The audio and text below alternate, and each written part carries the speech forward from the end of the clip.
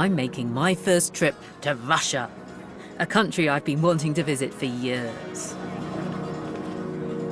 Because if you're fascinated by stories of royalty and royal power, there's nowhere better than this.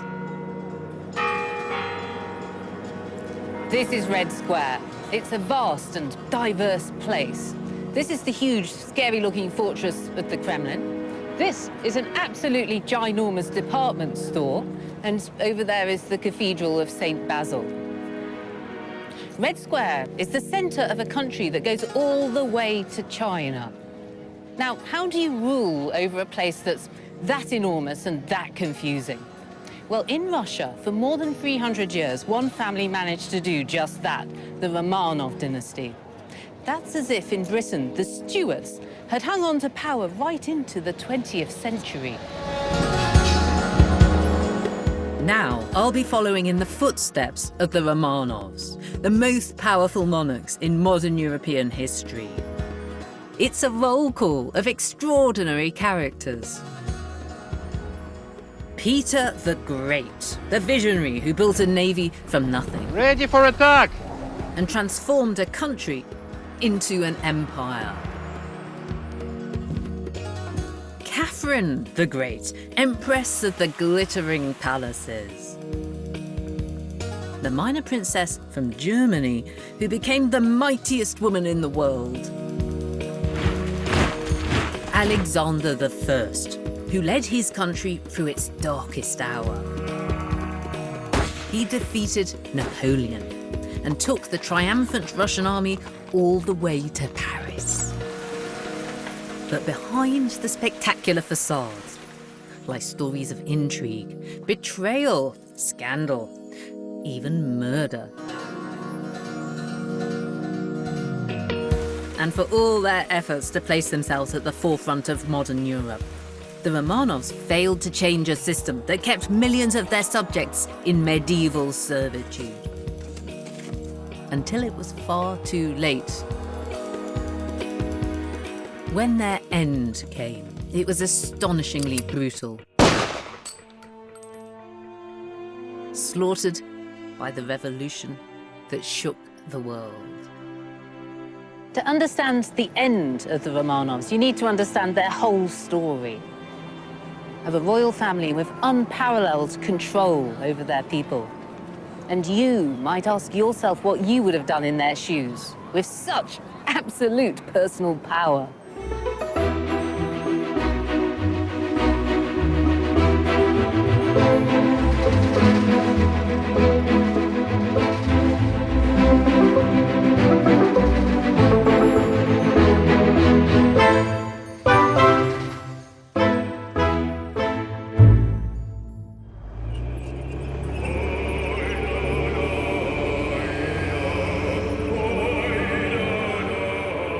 For anyone who grew up during the Cold War, it's hard to shake off the image of Russia as intimidating and impregnable. A bona fide superpower under the iron rule of the Kremlin. Images of military might on display in Red Square have been seared into our minds. Yet the age of the Romanovs began in a power vacuum. And in this programme, we'll see how in little more than a century, this dynasty turned around Russia's fortunes.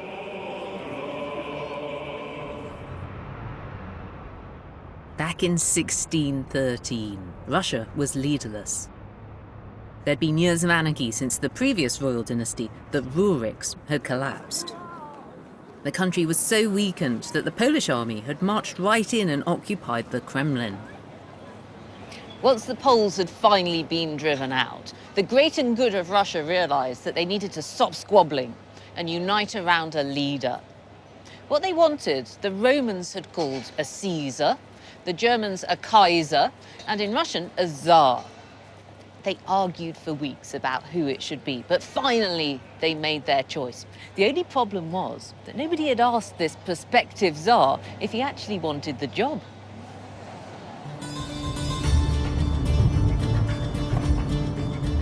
a high-powered delegation set out from Moscow to find their hoped-for leader and bring him the good news. Their number included nobles and leading churchmen, the power brokers of Russia, or Muscovy, as it was also known. Their journey took them more than 200 miles north, across countryside that was still dangerous and largely lawless.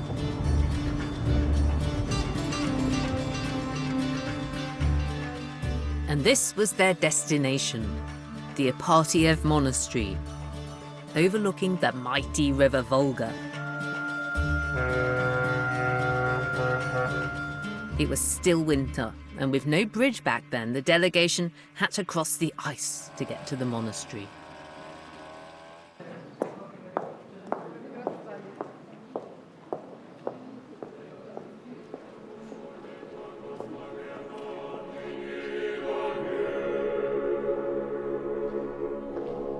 Sheltering here was the object of the delegation's quest, a 16-year-old boy called Mikhail Romanov.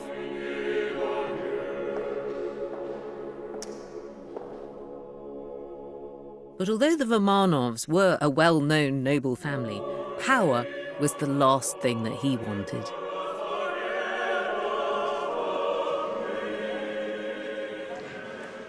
It's said that when Mikhail Romanov was offered the crown, he burst into tears. He didn't feel equal to accepting it. And his mother was furious with the delegation. She said, "Niet, no, you shouldn't have offered my son such a dangerous responsibility." But the delegation said, "It's not up to us, it's not up to you, it's God who wants you to do this thing." After several hours of deliberation, Mikhail and his mother caved in. They accepted. Of course, regardless of what God wanted, other considerations had played a role in Mikhail's selection. Mikhail Romanov came from a well-established noble family. The family had long dynastic connections with the previous dynasty. His father, Filaret, was the nephew of the last wife of Ivan the Terrible. During the election of Mikhail, Filaret was in Polish captivity. So different groups in Russian society were satisfied with Mikhail's position, with his social status, and at the same time they thought it would be easy to manipulate him because his father, who was a very influential figure, was not around.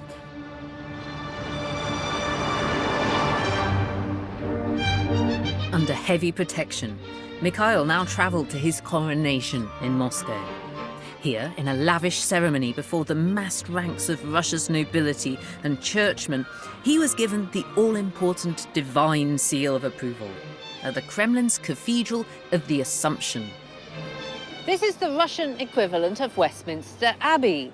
All the Tsars and emperors came here for their coronations. Mikhail Romanov was just short of 17 when he was presented with the crown, the orb, and the scepter, presumably to a great big sigh of relief from the Russian people.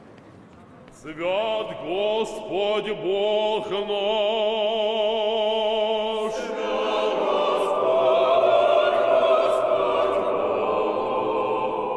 The coronation conferred absolute power on the Tsar.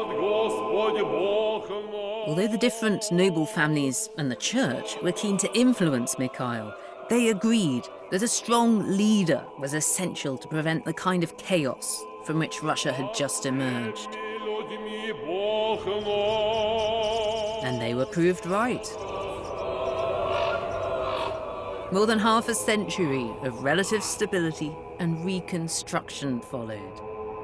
Under Mikhail, and then his successor, his son, Alexis. The idea that the Tsars ruled as part of a divinely ordered system helps justify their immense power. I've come to the Tretyakov Gallery in Moscow to see an icon from the reign of Alexis, which features the Tsar himself. Painted by an influential Russian artist, Simon Ushakov, it's called The Tree of the Muscovite State. So, Philip, this picture reminds me of Jack and the Beanstalk, because we've got an enormous tree growing right out of the cathedral that's planted in the middle of the fortress of the Kremlin. Yes, and the roots are common. You see, there's common root for both church power and state power. They grow together, they act together. A very central idea for medieval Russia. And here we've got the first Archbishop of Moscow. The first Archbishop of Moscow and the first Prince of Moscow. Planting the tree together. Yes. I'm more interested And in he's, this yes, person. he's the monarch, Alexis, or Alexei in Russian. And there's Zarina, that's his wife? his wife. Yes, And the his two first little wife, children, and two look at them. children. Yes, 2 children. Where did power really lie at this point in the 17th century? Symbolically, it was hand in hand with the civil power. But in reality, of course, the civil power was much stronger, which is not depicted here. Secretly, he's the most important person in the He is picture. the most important. Of course, political power belonged to the Tsar. Миром Господу помолимся. But something else about the painting is very telling. For all its beauty, by Western European standards, it looks pre-Renaissance. О свышнем мире спасибо. Even by the late 17th century, foreign visitors considered Russia to be almost medieval, and not just in its art and its religious piety.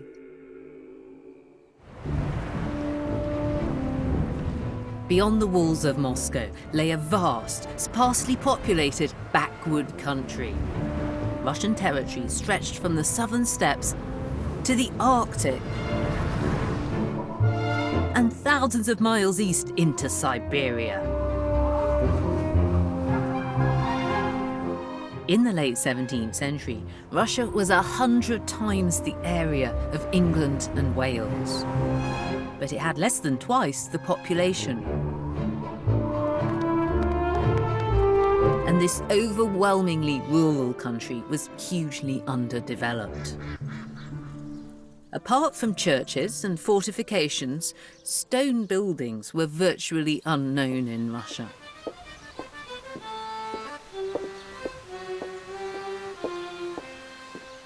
Peasant huts and cloves barely changed for hundreds of years.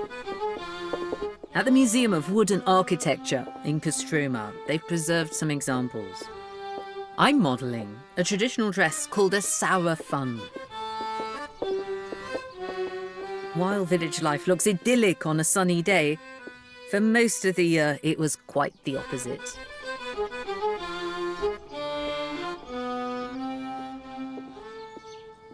Russia's climate was notoriously harsh. Imagine trudging along here through the mud in the wet or the snow in winter. But despite the inhospitable terrain, the majority of Russians, right into the 19th century, had to scratch out a living from the land. They also had to cope with the social reality of serfdom. This was a practice that was dying out in Western Europe, but in 17th century Russia, it was actually on the rise. And if you were somebody's serf, you were effectively their property to be bought or sold. Agriculture was the mainstay of Russia's economy. And serfdom guaranteed the landowning nobility a captive workforce. The peasants couldn't just up and leave in search of better pay or conditions elsewhere. Serfdom lasted and increased in the 17th century simply because it was found in the interests of both nobles and state to do so. The nobles had already established that they needed to have control over the movement of their serfs, and to some extent it was in the interest of the state as well, to keep people in one place, to tax them, to control them, and to reward the nobility for their service. So serfs were wealth in a way that they weren't in the West. Bodies were wealth. But towards the end of the 17th century, it looked like things might change. Russia gained a new Tsar. Driven by an obsessive desire to modernize the country, he was convinced that Russia's future depended on it looking westwards, to Europe.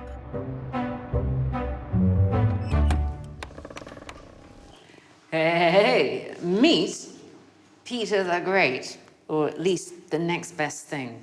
Because this is a super accurate wax effigy made just after his death, and using his actual death mask for the face. These are Peter's real clothes, and that's even his real hair. You might be thinking it must be larger than life because his arms are so freakishly long, but no, he was 6.5 feet tall. I think he looks pretty terrifying, and in real life he was absolutely terrifying. But Peter the Great was Russia's most far-sighted and hard-working sovereign. Peter's ruthlessness was a result of his traumatic childhood. In 1682, his accession to the throne at the age of 9 was followed by a brief but bloody revolt. A faction at court regarded Peter's half-brother Ivan as the rightful Tsar. When rumours spread that Ivan had been killed, a mob stormed into the Kremlin, and they were led by the royal guards themselves. To calm the situation, Peter's mother walked out onto the palace balcony at the top of this staircase. She was holding hands with both Peter and Ivan to prove to the mob that they were very much still alive.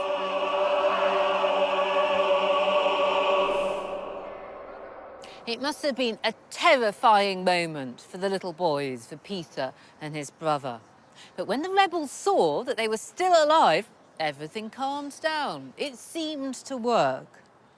But then a second wave of violence came sweeping through the palace. The rebels came rushing up this staircase, and when they got to the top, they seized the family's closest advisors and leading noblemen, and they threw them down over that balustrade, so they fell and were impaled upon the spears of the guards below.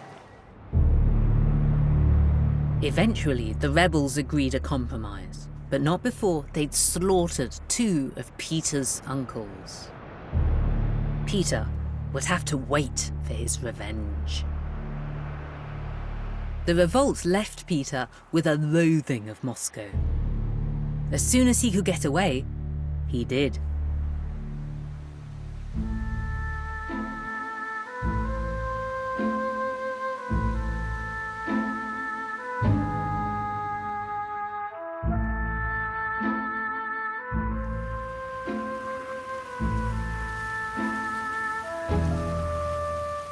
This is Lake Plesheva, 90 miles north of the capital. And it's on these waters that the teenage Peter felt truly at home.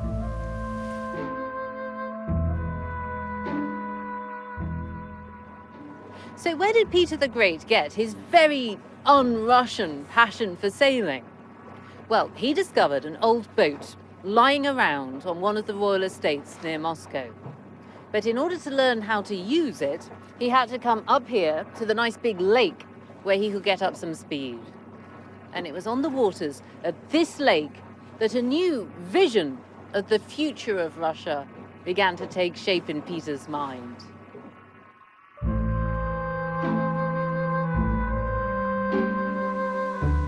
Peter took every opportunity to come up to the lake. He employed foreign experts to teach him not just how to sail the boats, but how to build them.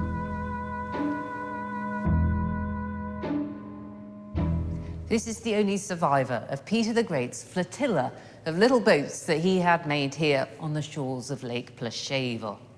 He and his friends would go out onto the water and amuse themselves with mock sea battles. The small ships became known as Peter's toy navy, but his ambition went much further than simply messing about with boats.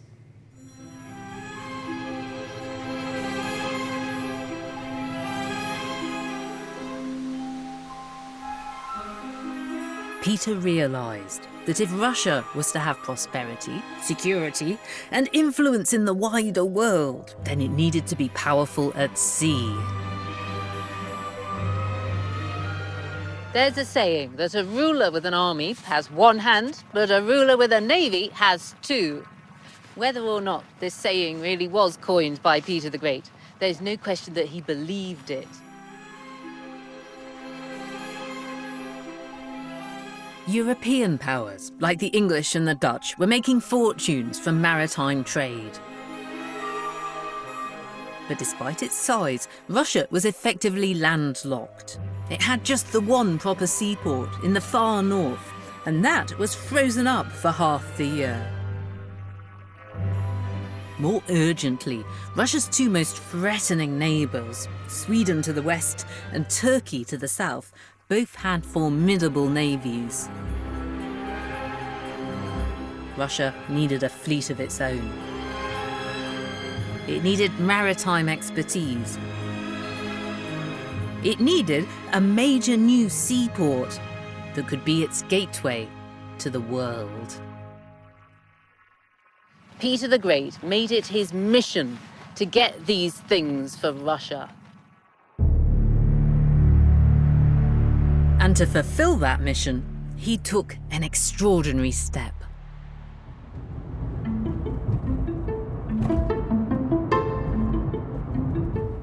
In 1697, at the age of 24, Peter left his kingdom in the hands of his advisors and set off to spend a gap year in Europe. Here he was to study shipbuilding and the latest developments in maritime science.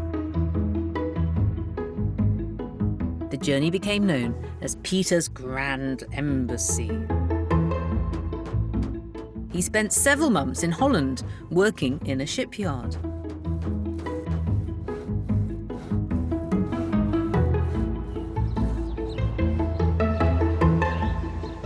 Then, early in 1698, Peter and his entourage pitched up in London.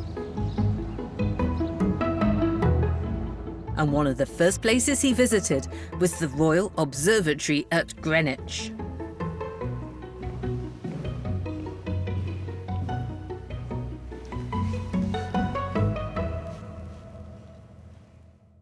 Here at the observatory, Peter the Great was shown around by John Flamsteed, the first astronomer royal.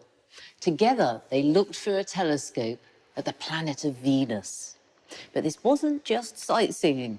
Peter wanted to check out Britain's first purpose-built scientific research facility. It's hard to think of a building that could have appealed to Peter more. It had the express purpose of using astronomy to improve navigation at sea.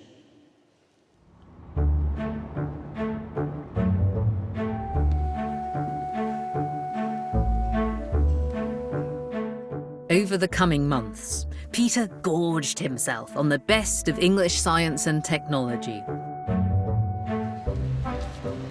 He visited the Royal Society, the Royal Mint in the Tower of London, Oxford University, and the cannon foundry at the Woolwich Arsenal. During his time in London, Peter the Great stayed just around the bend in the river from Greenwich at Deptford. He liked it there because it was near the shipyards. And he was spotted joining in the work. It was said that the Tsar of Muscovy works with his own hands as hard as any man in the yard. But Peter wasn't your regular shipbuilder. He was the special guest of King William III, who now gave him a special gift. It was the ultimate boy's toy, a modern, high-speed ship called the Royal Transport. One of several English royal yachts, the ship was a fairly naked bribe. William saw Russia as a lucrative potential trading partner.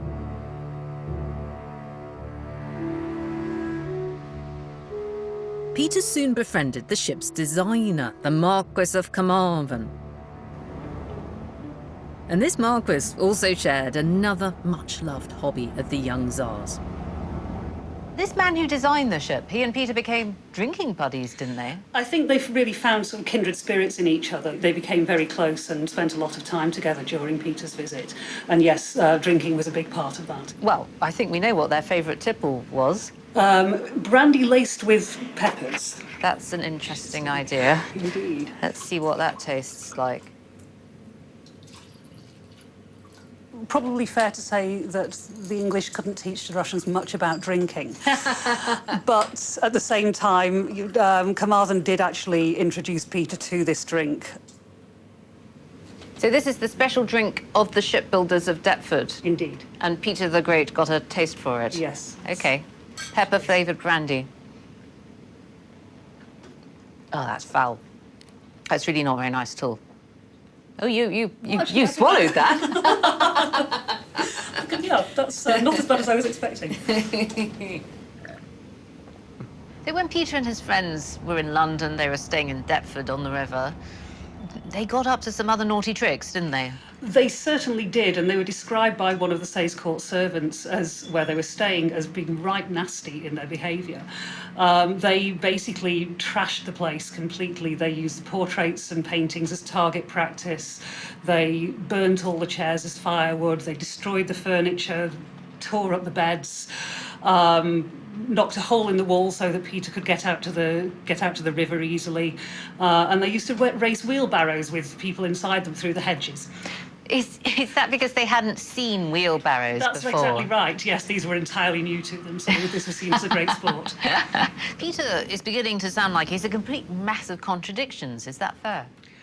I think it is. I mean, we see, on the one hand, his scientific interests, and alongside that, he's behaving like a complete lunatic.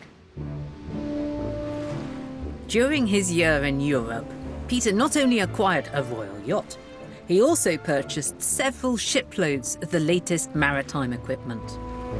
And who knows, maybe a few wheelbarrows to remind him of good times in Deptford. He hired European shipbuilders and sailors to bring their expertise to Russia and to teach the skills that he and his retinue had learnt for themselves in Holland and England.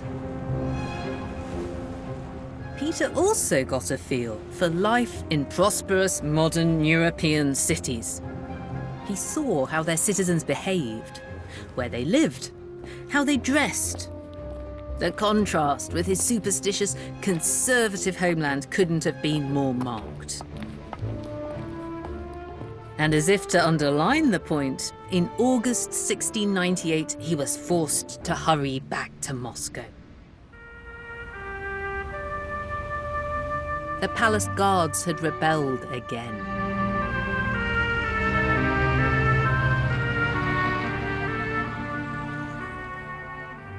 The revolt was quickly crushed. And this time there were no deals or compromises. Peter was merciless in his retribution. He had more than 1,000 of his guards beheaded or hanged. Hundreds more were tortured, flogged, and banished.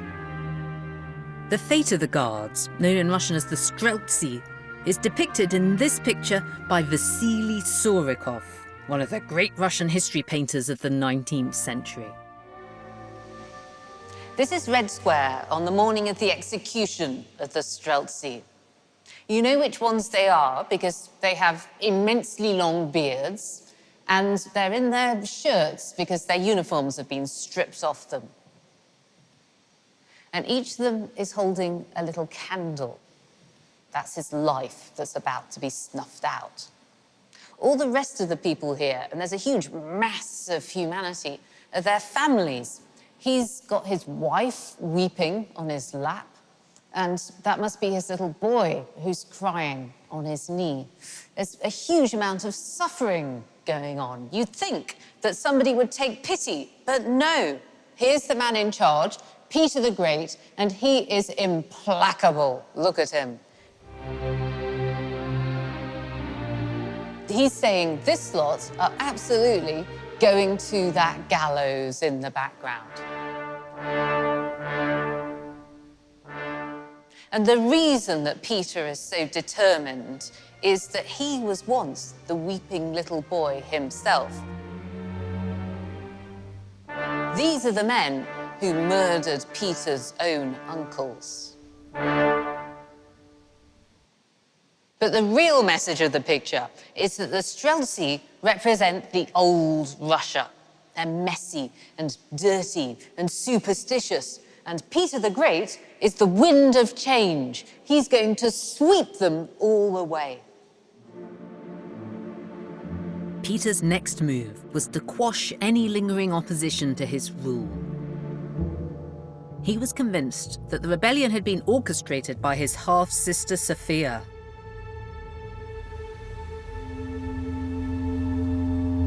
He didn't execute Sophia, but he did what was considered the next best thing. He forced her to become a nun and spend the rest of her life largely in solitary confinement, here at the Novodevichy convent in Moscow.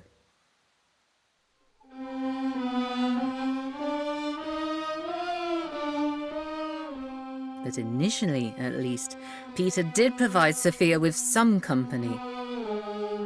He strung up the corpses of the Streltsy rebels right outside her windows. Peter now turned to the Moscow elite.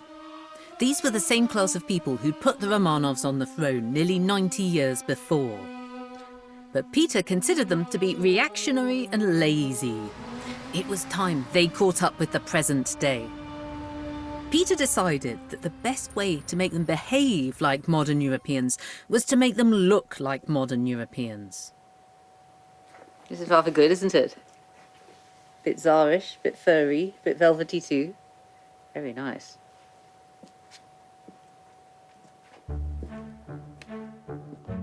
To see just how revolutionary this was, I've come to the famous Mosfilm studios in Moscow. Many a historical epic has been filmed here. And while I admire the vast costume department, our translator Misha has volunteered to model some traditional Russian clothes to show what Peter's new rules on dress actually meant. Misha, you've been quite a long time in there. Are you ready? I think I am. Let's have a look then. Oh, look at you. Come out. You look like a lovely little Tsar. Well, I am. You're dressed for the 17th century. You're warm for the Moscow winters, I guess. Absolutely. And is it practical? Can you move about in this one? Well, of course it's practical because this is how people were dressed. Yes. And it also is, well, a little bit not really European, Let's see your boots. maybe somewhat Oriental. Sexy. Very Oh, nice. are they? Thank Yes. you. Yes, you do have a touch of the Orient about you, I would say, looking Well, at I you. would say it's old Russian style. Old Russian style, yes. Rather than Oriental, it Yes. could have some influence of the Orient, just like a lot of old Russian architecture, for example, does. Yes. So the clothing also may reflect that. Yes, yes. So along comes Peter the Great at the end of the 17th century, and he doesn't want to see his subjects dressed like this anymore. He wants to see them as Europeans. Absolutely. And the first thing to go, I'm sorry to say, is Don't. Now don't. Because the beard for every old Russian every old Russian is very is a important. sacred thing. Right, It's yeah. a very religious thing. Yes. And the people in those days said that the man without a beard is naked. But Peter the Great, he'd been to Europe, he'd seen all of these clean-shaven people, and he thought it was very important that his subjects should lose the beards. And there's stories of him ripping them out by the roots. Is this possible? Well, you can try, of course, but he wouldn't. That's going to hurt you. He wouldn't rip them off, but he cut them with an axe. That's what the legend says. Now, I actually know the secret of getting your beard off you. Are you ready for this, Misha? I don't know. Come on, take it like a man. I am afraid. Whee! You're laughing. No, I'm No, laughing. no, I've still got it's- my it's moustache, so tears, it's but they're not that laughing. bad yet. No, you haven't. Oh, no. Now, we've Europeanized your facial hair. Peter the Great would also have wanted to change your clothes, wouldn't he? Yeah, he didn't stop with the beards, just he went the full way. Go on, back into your cubicle.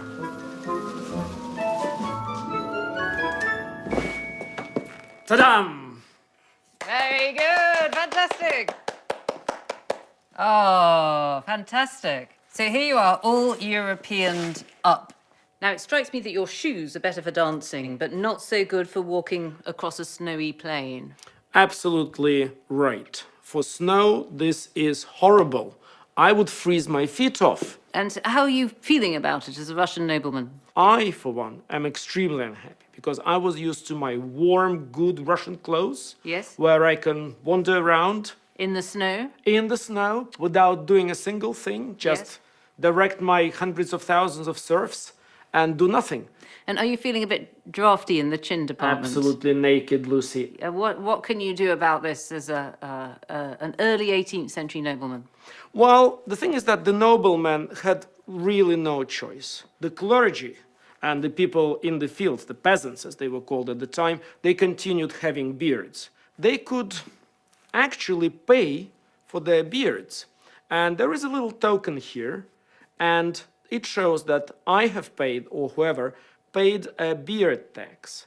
And once you wear it around your neck to show that you have paid for it, you can have your proud Russian beard.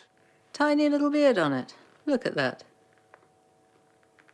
I think that there's something that I owe you, as you're clearly a beard tax payer.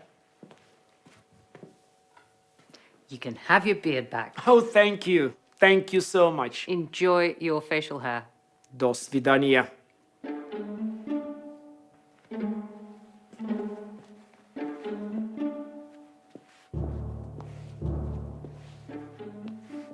And all this applied to the ladies too. Although they're said to have enjoyed wearing their elegant European dresses rather more than the men did. Peter's assault on the traditions of old Moscow left the capital reeling. But the Tsar was already planning what was to be his boldest move yet. In 1703, Peter packed up and left Moscow once again. Dear passengers, please prepare your tickets to be checked and listen to the information announcements.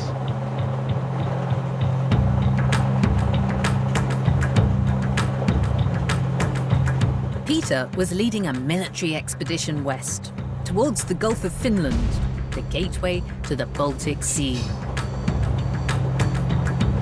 On the high-speed train, it takes me less than 4 hours. On horseback, though, it took Peter weeks.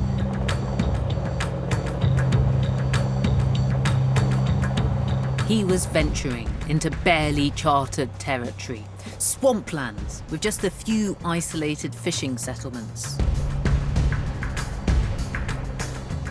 Most dangerously of all, this was land claimed by Sweden, the most powerful country in the Baltic region. It was when Peter reached the banks of the Neva River that the objective of the exercise became clear.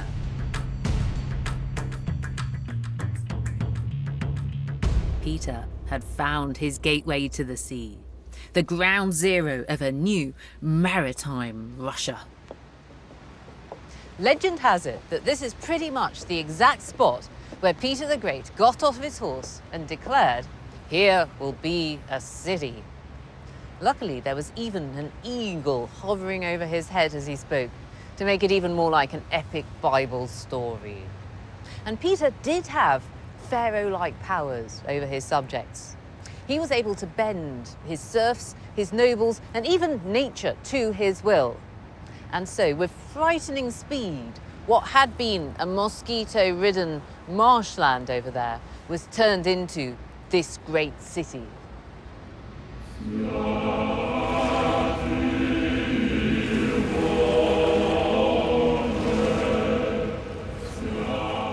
Peter christened his city St. Petersburg, and it would become the home of the Romanov dynasty, eclipsing Moscow for more than 2 centuries. The first building Peter constructed was the Peter and Paul Fortress. St. Petersburg began as a military base because Peter had declared war on Sweden. The timing seemed right. Sweden had a new and teenage king, Charles XII, and Peter hoped to take advantage of Charles's inexperience to establish Russia as a Baltic power. I think there was the thought that the young Charles XII might prove an easier target than his more celebrated ancestors had done, but it was still quite a risky project to take on. There was no sense that Sweden was in any sense a declining power, and of course behind Sweden, this was the crucial Swedish advantage, lay the diplomatic power of Louis XIV, the greatest international power of all. The Swedes were French clients in diplomacy. So it was certainly risky to try anything on. War with Sweden gave Peter the excuse to fulfill perhaps the longest held of all his dreams. With its easy access to the Baltic Sea, St. Petersburg became the base for Peter's next grand project, the building of a navy.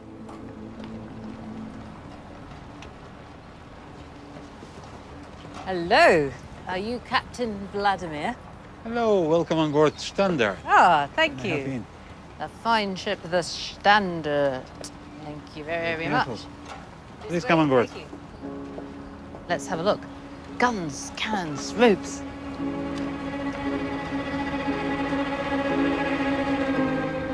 This is a replica of Peter the Great's flagship frigate, his pride and joy, the Standard. Peter sailed in the 1703 original himself. It was modelled on the Royal Transport, the English ship he was given by William III. Stand by for departure. The Standard was the biggest of 10 ships that Peter managed to build in just 5 months. As the war with Sweden escalated, the fleet had to be constructed at breakneck speed. She's brave.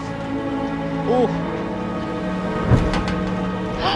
What's the word for fantastic? fantastic. Fantastic!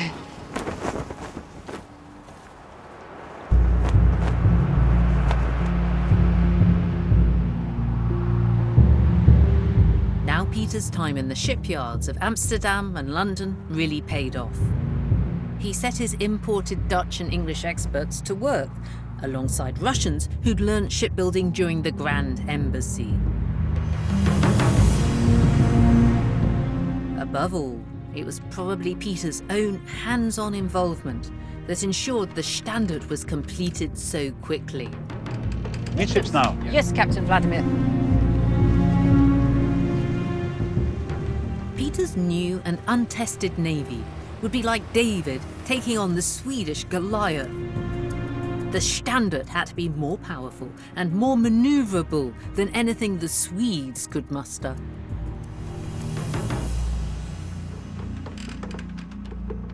Captain Vladimir, in 1703, when the Standard was completed, was she a very state-of-the-art vessel? For that time, the steering wheel was a kind of technological innovation, very advanced. The steering wheel came on the stage in 1700, 1701. Oh, not And in very long before. 1703, the Russian fleet was equipped with a steering wheel, which make ships very maneuverable Yes. and very well controlled. So that was something very special. And artillery, the cannons were very powerful. That was 6-pounders. And for the ship of that size, that is quite powerful cannons. Yes. What was it like then when Peter the Great and his crew were sailing? Who would be here? What would be happening?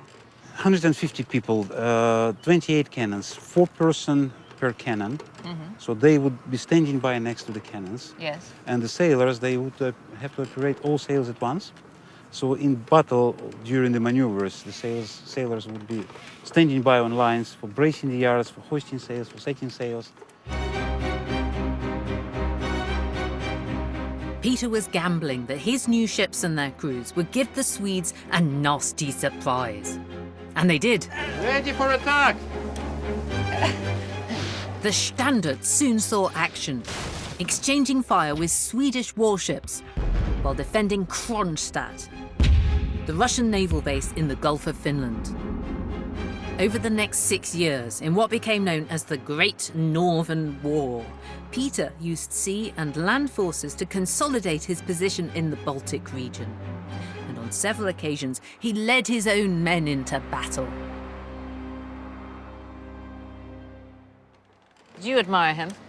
He's my hero, and that is because he was thinking more about the country, Yes. not about himself. His own wealth was not that important. His life has a really clear target, goal, and mission.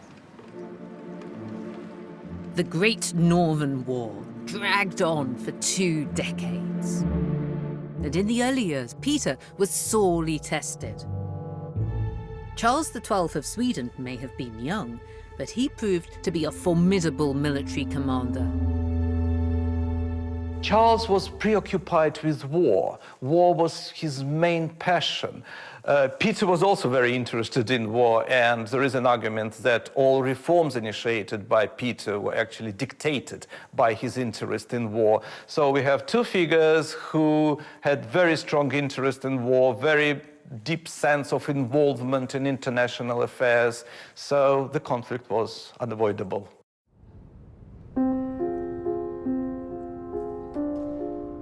Despite the length of the war, Peter's decisive battle with Charles came as early as 1709.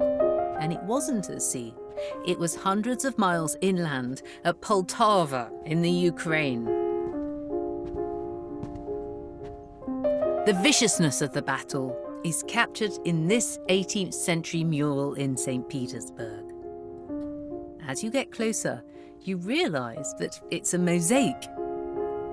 It was painstakingly assembled from thousands of tiny pieces of stained glass by an artist and scientist called Mikhail Lomonosov.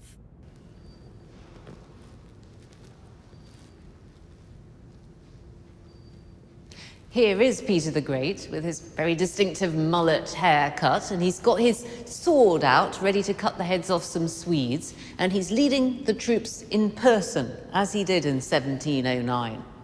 The leader at the other side is King Charles XII of Sweden, up there. He's riding in a sedan chair because he'd hurt his foot before the battle. You might also notice that he's much, much, much smaller than Peter the Great in this image. And in this little scene, a bloodthirsty Russian, showing his white teeth, is about to skewer this poor Swede with his sword. It was a decisive victory for the Russians, but not just because of their bravery. They also completely outnumbered the Swedes.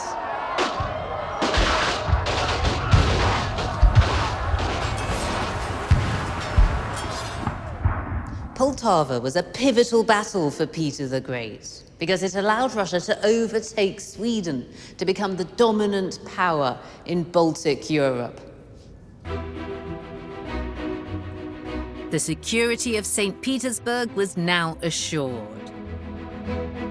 And in 1712, just 3 years after his victory at Poltava, Peter made St. Petersburg the new capital of Russia.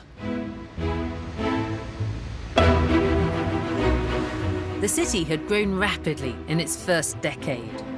Large numbers of nobles and wealthy citizens had relocated there from Moscow, not out of choice. Peter had demanded it. With its canals and stone buildings resembling Venice or Amsterdam, St. Petersburg presented foreign visitors with Peter's vision of a modern, Europeanized Russia, one full of thriving commerce and rational order.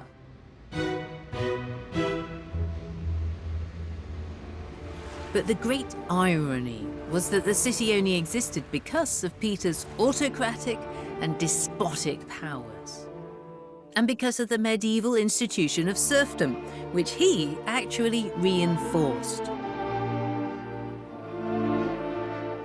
Thousands of serfs and forced laborers perished while constructing his new capital. It's famously said, of course, that St. Petersburg was a city built on human bones, and there's no doubt that it was an extraordinary business to get it off the ground, because most of the ground was totally unsuitable for building on. It's a swamp. The climate is very severe. The ground is very damp. So a vast effort had to be put in by the state, by the troops, and by the state peasantry in order to achieve what Peter wanted to achieve. St. Petersburg was built at an enormous human cost, so much so that it's almost obscene to discuss whether it was worth it or not. We don't know how many people died. It could have been up to 100,000. What we do know is that every year 40,000 peasants were conscripted to work on St. Petersburg. Now, some of them may not have arrived. They may have fled before they got there. They may have fled into the forest once they're in St. Petersburg. But the population of the city itself rose very slowly, so I think we have to assume that many of those peasants died.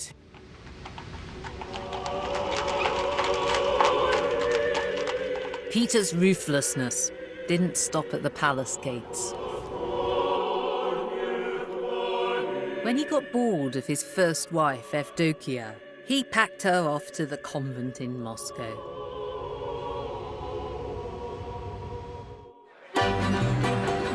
With her love of hard drinking and dwarf entertainers, Evdokia's replacement, Catherine, was far more to Peter's taste.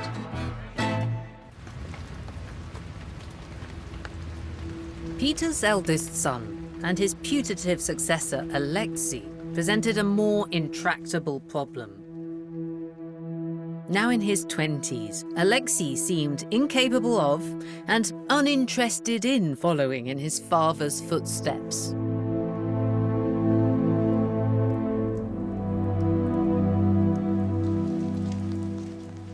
Peter was willing to give Alexei one last chance. He wrote him a letter full of admonitions, telling Alexei to get his act together. And if Alexei failed, well then Peter had a threat to make. I will cut you off like a gangrenous member. For if I have not spared myself in the service of our country, why should I spare you?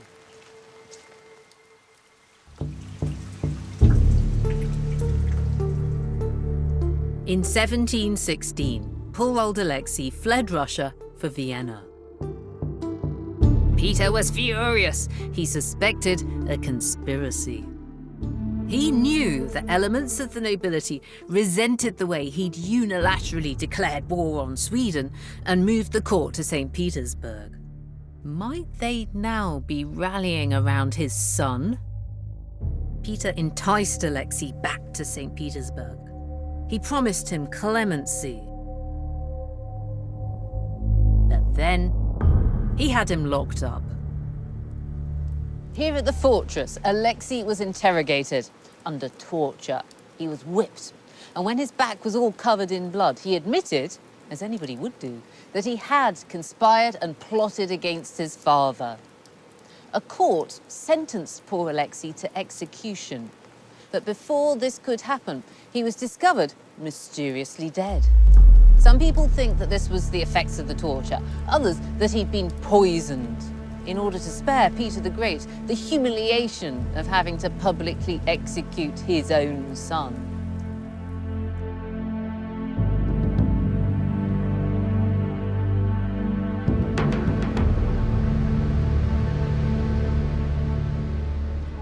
Every single day at noon, a gun fires from the Peter and Paul fortress.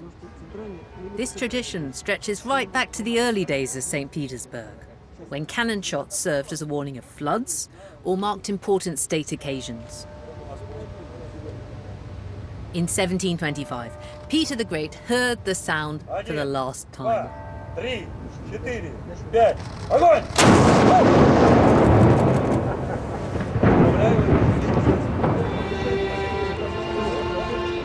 He took ill and died on February the 8th. An autopsy revealed that Peter had gangrene at the bladder. He was just 52.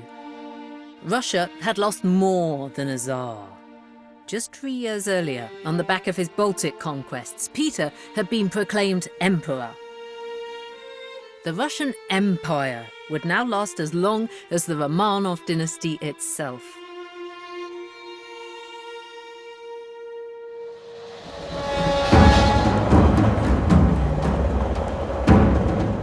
In little more than a century of Romanov rule, Russia had undergone an extraordinary transformation.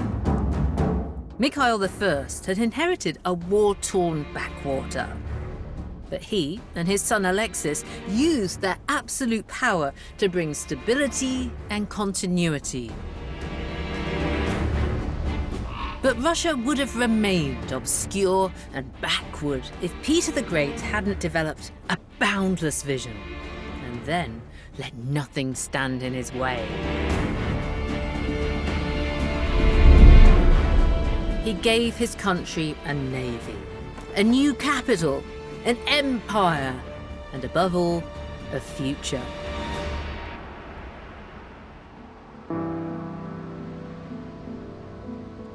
Peter reinvented Russia, and that's why they call him Peter the Great.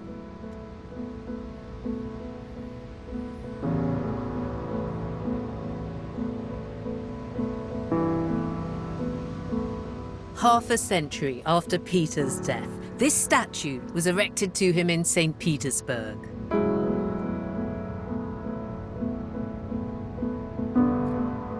It was designed by a French sculptor, but the face was done by his 18-year-old female assistant,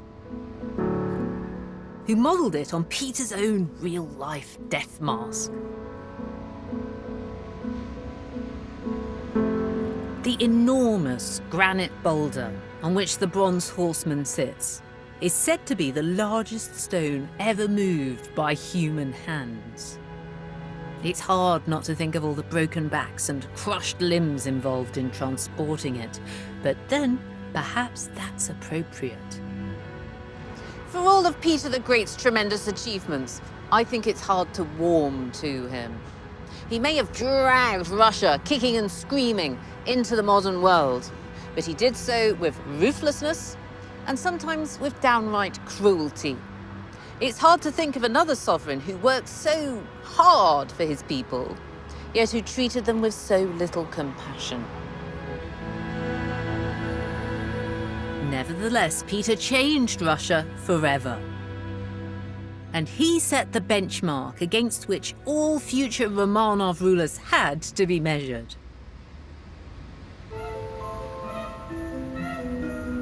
But one of them would unashamedly claim Peter's mantle. She was the woman who erected this monument to him.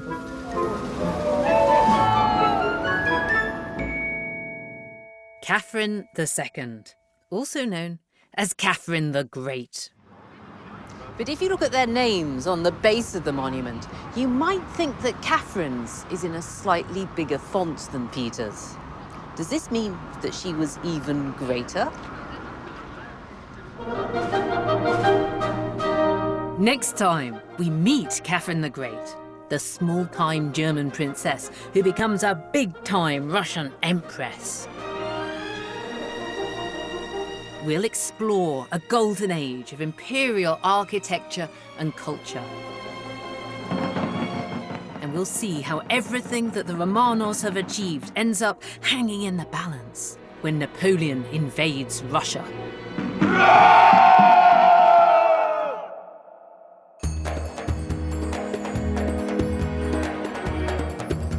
And part 2 of Empire of the Tsars is here on BBC4 at the same time next Wednesday. Next tonight, off to the Queen's Castle as we get a glimpse behind the scenes.